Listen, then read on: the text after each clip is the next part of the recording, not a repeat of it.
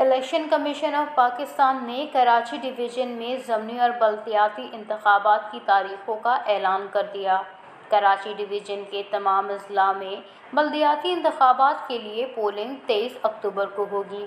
Election commission نے اعلان کیا ہے کہ قومی اسمبلی اور صوبائی اسمبلیوں کی مختلف نشستوں پر ضمنی انتخابات کے لیے پولنگ 16 اکتوبر کو ہوگی۔ قومی اسمبلی کی نشست این اے 22 مردان، این اے 24 چارسدہ، این اے 31 پشاور، این اے 45 کرم، این اے 108 فیصل آباد، این اے 118 ننکانہ صاحب، این اے 237 ملیر کراچی، این اے 239 کورنگی کراچی میں پولنگ 16 اکتوبر کو ہوگی۔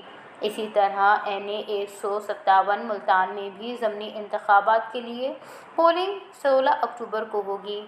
صوبائی اسمبلی کے حلقوں پی پی 139 شیخوپورہ، پی پی 209 خانے وال اور پی پی 241 بھاول نگر میں بھی پولنگ 16 اکتوبر کو ہوگی۔